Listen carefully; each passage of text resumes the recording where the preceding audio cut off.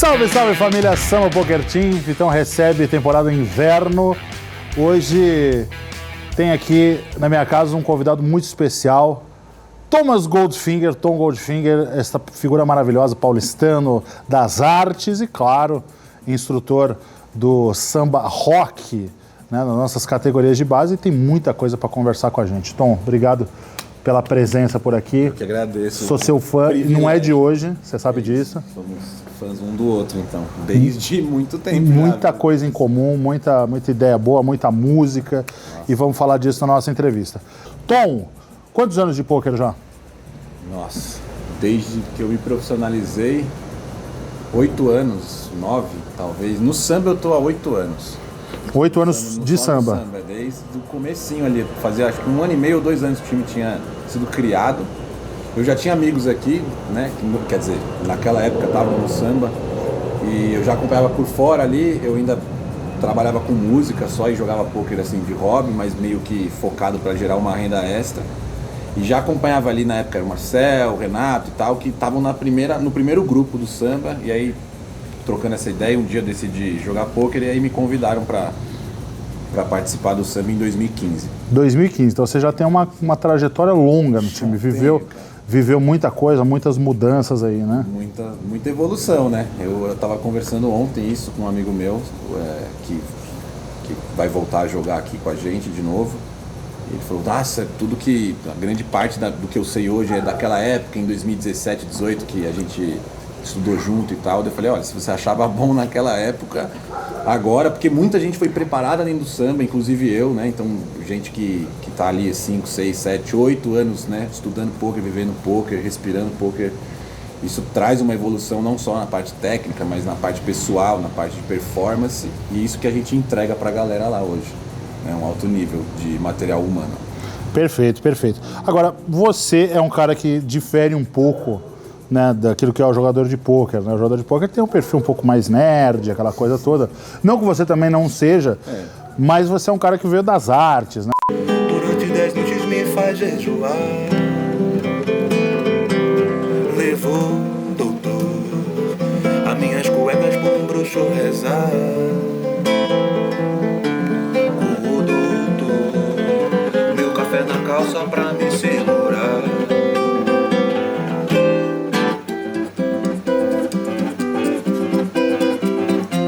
Mas como que o pôquer entrou na tua vida, assim? Porque geralmente não chega assim no pessoal das artes, aquela coisa toda.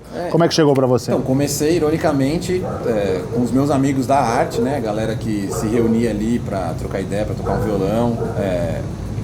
Sei lá porque todo mundo começou a se interessar no mesmo tempo, principalmente o Bob, né? Que já jogou no samba, hoje ele é luthier, se eu não me engano. Ele é um super artista e a gente se animou de jogar pôquer ao vivo, assim, a gente comprou umas fichinhas numa tabacaria, eu lembro que era difícil demais de achar ficha de pôquer, difícil, achamos, e aí estudamos as regras direito ali, porque sabia mais ou menos, né, a referência que eu tinha era um joguinho chamado Vegas de Super Nintendo, essa era a minha referência. Rapaz! Nesse nível.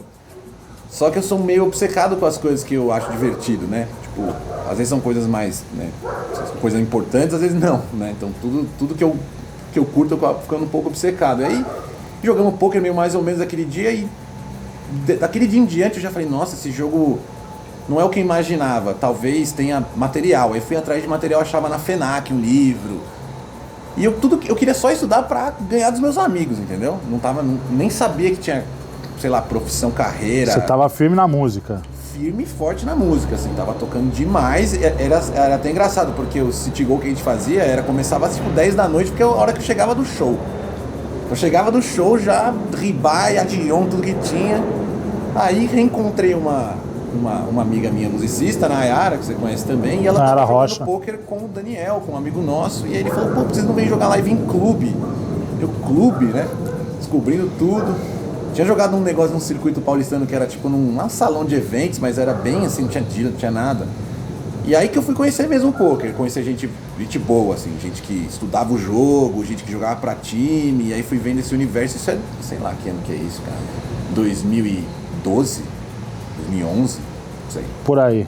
E aí foi isso, cara, e aí isso foi ficando sério, foi aumentando o buy-in, todo mundo foi estudando, alguns viraram jogadores profissionais, né? Porque Pô, a Nayara virou. a Nayara virou, o Bob chegou a ser um tempo um jogador profissional, teve um outro, os 2 caras que hoje em dia jogam também, eu não lembro o nome deles, estão, acho que jogavam em outros times e tal, mas até esse momento, até 2014, eu tocava e fazia outras coisas relacionadas à música, e aí jogava pôquer, né? Então não foi bruto, assim. Eu demorei bastante tempo para transicionar de verdade, assim, a música, o pôquer pela música, o contrário.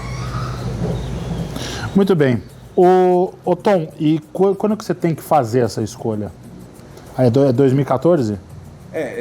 Na verdade a escolha mesmo, assim, que foi entrar num time e parar de tocar, assim, tipo, de focar 100%, foi em 2015, quando eu voltei da Europa, né? Eu tinha feito um projetinho de poker online com um backer francês, um amigo. Ele tinha colocado um bankroll para eu jogar por 50% na época. Eu joguei, ganhei um pouquinho de dinheiro jogando bem baratinho, peguei essa grana e fui pra Europa, fiquei 3 meses lá tocando e parece que foi a despedida dos shows, tá ligado? Porque toquei muito lá, foi muito intenso, ao em total em todo o dinheiro do mundo, e voltei pro Brasil com, sei lá, 100 euros no bolso, era tudo o meu patrimônio. Eu tinha meus trabalhos de músicas engatilhados, mas eu tava com uma sensação de, sei lá, eu tava muito querendo focar no jogo, porque, pô, toda vez que eu tava jogando, eu tava me divertindo muito, tava muito empolgado, eu falei, pô, vou tentar essa, né? E aí liguei pra um amigo meu que tava no samba na época, o Marcel, e ele já tinha me feito essa proposta quando eu encontrei ele lá em Madrid, nessa mesma viagem. Ele até, se fazer um parênteses, ele até brinca, porque a hora que eu toco a campainha assim do apartamento dele, ele abre a porta e parecia tipo um morador de rua. Tipo, cara, com violão, com todas as minhas roupas enfiadas, não tinha mala, só era um violão com tudo enfiado dentro, assim, tipo, a mesma roupa, assim, uma barba, assim, magro, assim, oi. Ele, meu Deus, velho, vem pra cá pra tomar uma comida. Mas aí lá ele me fez essa proposta, eu falei que não na época, porque eu tava empolgadão tocando, e aí quando eu voltei, acabei ligando pra ele e começando a jogar em outubro, setembro de 2015. Bom, em 2015 você entra como jogador, mas você aí teve a tua passagem como jogador e hoje você é instrutor, né? Como que se deu esse processo e qual que foi o diferencial do samba que te fez encurtar tantos passos que você viria a se tornar de um jogador que era músico para um cara que é instrutor, que ensina as pessoas a jogar pôquer tão bem como você faz? Pô, eu acho que juntou qualidades que eu tinha já, dava muita aula, tratava com as pessoas, né, com o público, dava aula de música em vários formatos, né, não só de violão, mas preparações e coisas assim. E como eu disse antes, eu sempre fui meio obcecado com as coisas, assim, meio nerd nesse sentido de estudar e tal, sou muito comunicativo. Então, eu estudei muito no meu primeiro ano como jogador, tipo assim, eu entreguei muito, assim, e precisava muito de grana, porque eu não sou herdeiro, e minha fonte de renda era tocar. O Gold é só no sobrenome, é isso? O Gold é só na esfera filosófica. E aí, assim, tava entregando o máximo, dando sangue, e aí, mas assim, vivia do jogo, vivia do que eu tava fazendo ali. E aqui eu tava muito apertado, porque eu não era bom o suficiente, né, pra performar e ganhar milhões, eu não jogava caro o suficiente, na época também o deal não era tão bom quanto hoje em dia, então era bem difícil fazer ali, pagar minhas contas. E ao mesmo tempo pintou uma janela, eu fui convidado por um dos instrutores, na época tinha os sócios ali e 2 instrutores, né? Por que a diferença, né? Porque os sócios participavam, né, da lucratividade do time como um todo e os instrutores eram pagos ali para fazer um trabalho específico ali com a base do time. E aí eu fui convidado por um desses instrutores para ser parceiro dele nesse trabalho, porque ele era meu parceiro de estudo, ele viu o quanto eu me entregava, o quanto eu estudava. E aí começamos esse projeto de instrutor ali em 2016, mais ou menos no meio. Isso foi muito importante para mim, porque além de eu estudar mais, eu tinha uma segurança financeira com o básico ali, então eu podia ficar um pouco mais tranquilo, poder manter a minha performance ali sem preocupações externas. E desse dia ali de 2016 até o final de 2018 eu atuei como instrutor, assim, nesse formato, né, de ser contratado pelo Samba como instrutor. Perfeito. E já emendando, né? Aí em 2019, né? O Alan Sheik, que fazia parte, que era sócio nesse projeto onde eu era instrutor, ele se destacou desse projeto e montou um novo projeto, aonde ele convidou o gremista K, o Ratito. Ratito. Eu não consigo mais me encontrar. Não tem como. Não dá. O Virou a vinheta. E eu, para minhas próprias surpresas, né? Porque naquela época eu tava numa fase mais difícil, tava numa downswing, tava vivendo um momento mais difícil na vida mesmo, assim, mas continuava naquela pegada, né? Estudando muito. E ele viu essas minhas skills nesse sentido, né? Do tratamento humano, né? Do relacionamento, da administração e das aulas, e me chamou para fazer esse projeto junto com eles, né? Que é o projeto que hoje a gente trampa, né? Com outra formação, são outros sócios, mas é o projeto de pé. Maravilha, maravilha. Ô Tom, como é que é a tua relação aí com os alunos, né? Como é que é a tua rotina? Porque você tem a carreira de instrutor e tem a carreira de jogador. E a música ainda participa ativamente na tua vida?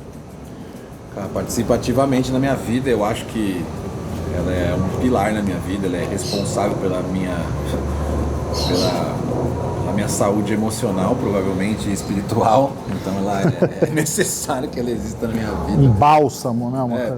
E tudo isso para, né, contrapontuar, né, a intensidade que é trabalhar com nossos jogadores do jeito que a gente trabalha e ser jogador ao mesmo tempo, né? Eu, como jogador, com certeza rodo abaixo de vários que eu conheço que fazem esse trampo, que são máquinas. Eu admiro muito caras como Rochinha, conseguem fazer tudo de maneira tão intensa que, sim, eu olho isso, acho incrível, mas assim, sou muito feliz performando, sei lá, que seja 50% ali em relação a volume e intensidade, porque eu realmente vejo muito prazer em dedicar muito da minha energia para os meus jogadores.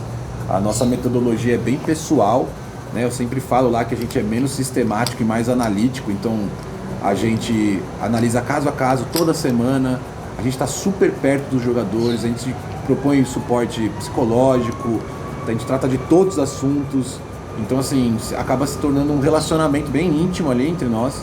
Eu acho que é esse o grande motivo do sucesso imparável do samba rock, assim, porque a gente tem um cap reduzido, né, uma capacidade de jogadores reduzido ali, né, pra gente trabalhar com 10, 11, 12 no máximo por instrutor ali, para justamente a gente conseguir entregar full time praticamente esse suporte técnico e, entre aspas, mental ali, emocional pra galera. Show de bola. E a carga horária aí, no caso? Então, a gente vem construindo rotinas, né? Então, ultimamente, minha carga horária eu acordo cedo, eu acordo entre 8 e 9 horas da manhã, que é cedo pra mim e para um jogador de pôquer. De madrugada. De madrugada para alguns. Tem um sócio meu que toda reunião que é tipo meio-dia, ele tá com a vozinha, bom dia. Nossa, cara, já fiz tudo. O que aconteceu, né? Principalmente porque minha manhã é o tempo que eu me dedico pra mim, né? Na maior parte do tempo, é a hora que eu faço esporte, é a hora que eu relaxo, que eu caminho, que eu ando de skate. Às vezes é um momento que eu faço um som, é um momento que eu visito alguém, vou tomar um café, vou resolver alguns pepinos da vida. Aí ali por volta das 11 da manhã começa a minha rotina ali no trabalho. Então, às vezes, duas vezes por semana ali eu dou aulas ali nesse horário das 11 ali até 1 da tarde. Tem dias ali como terça e quarta-feira que eu dedico para estudar o meu jogo e também resolver todas as pendências técnicas ali do time, todos os pedidos dos jogadores. Tem muita análise, tem atenção individual, tem áudio que precisa marcar, porque tem coisas que a gente só resolve conversando mesmo, o texto não satisfaz ali, principalmente para quem está no começo da carreira, né? Precisa bater um papo mesmo.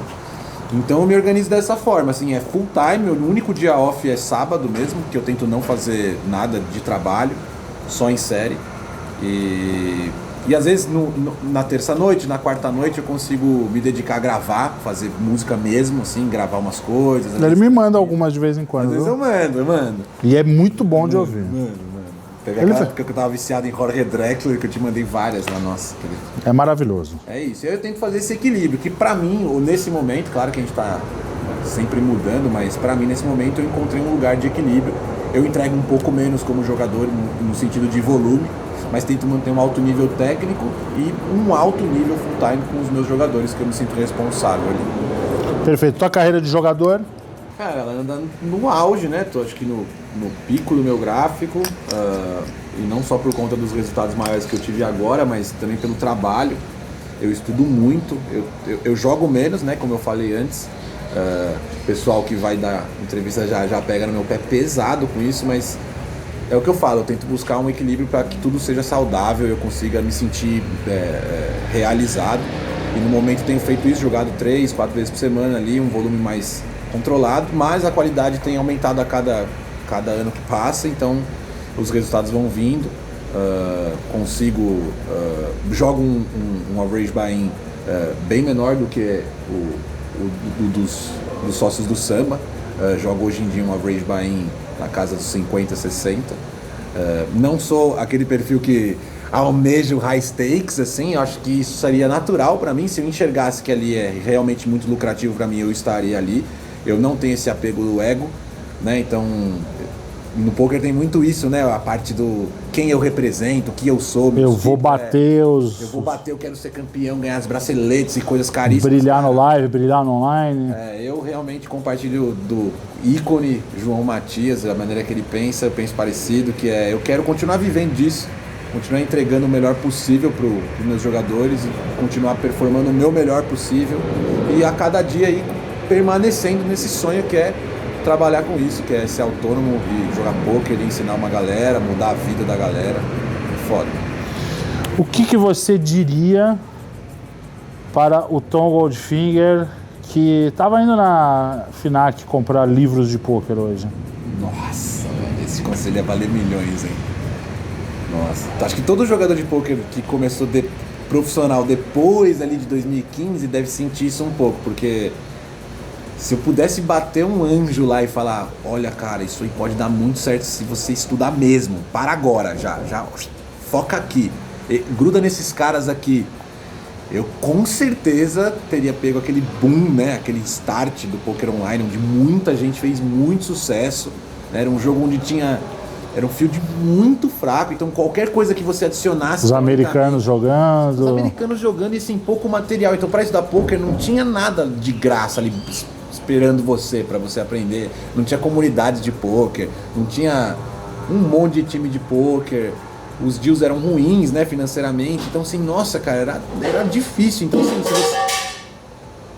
os deals eram ruins, era difícil mesmo você encontrar material para evoluir, e aí quando você encontrava, quando você achava ali uma cadeia de coisas que faziam sentido, você se destacava muito, né, a gente tem vários exemplos, né, Peçanha, esses caras aí que...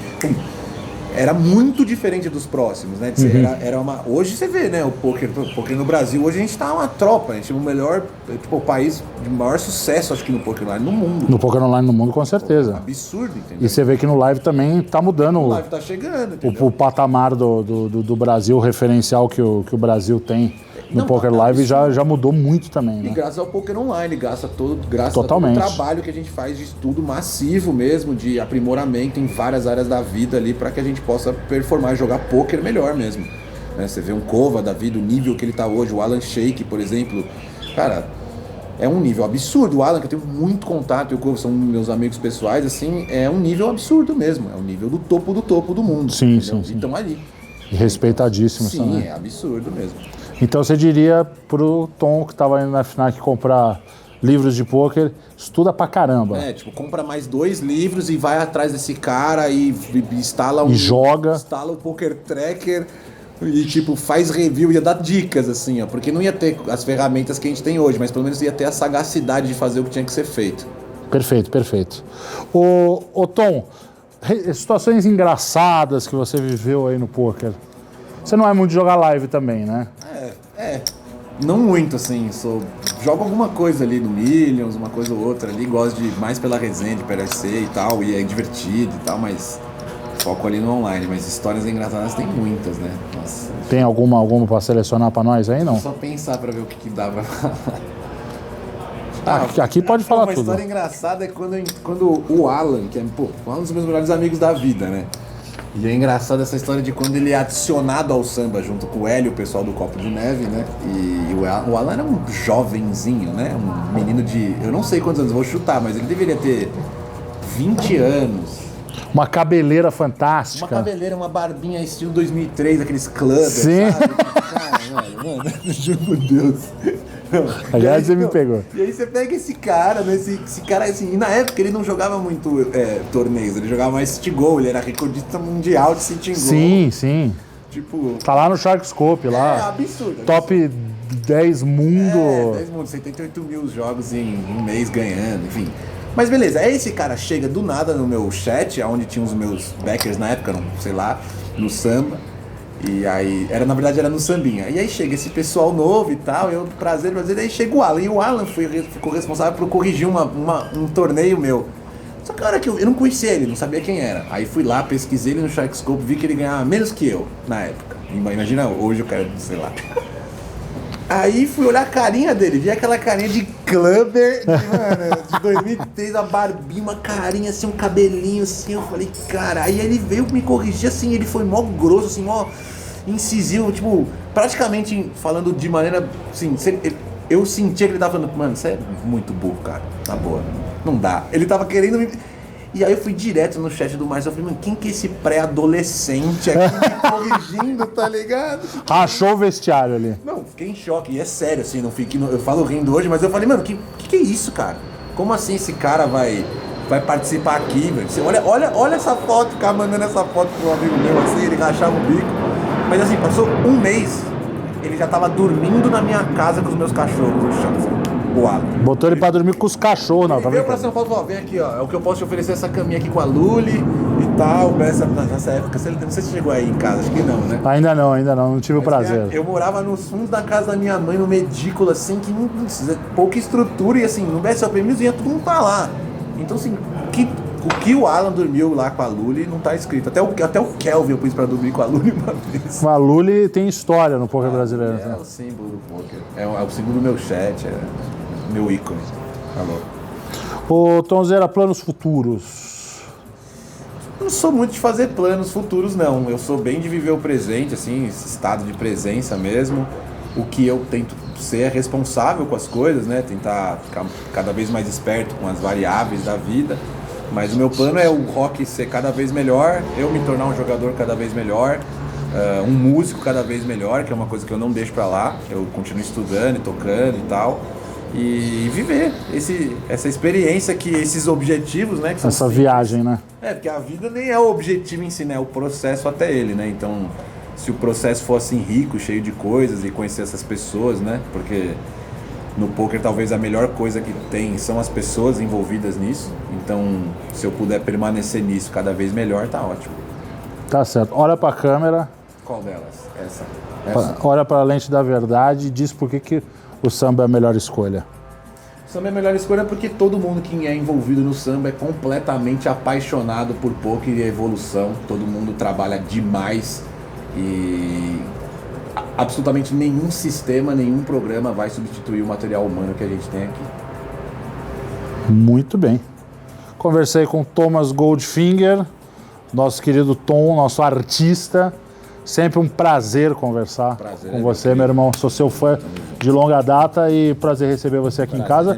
E mais do que nunca, prazer trabalhar com você. Não, que isso. Isso foi um dos novos sonhos que rolaram, viu? Vamos. Vamos que vamos, gente. Só falam que Muralha eu podia acertar. Se eu dou um pulo e um instantinho no bar, bastou, durante 10 noites me faz jejuar.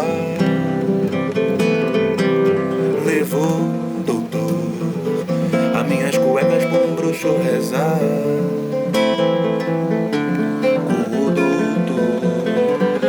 Na calça pra me segurar.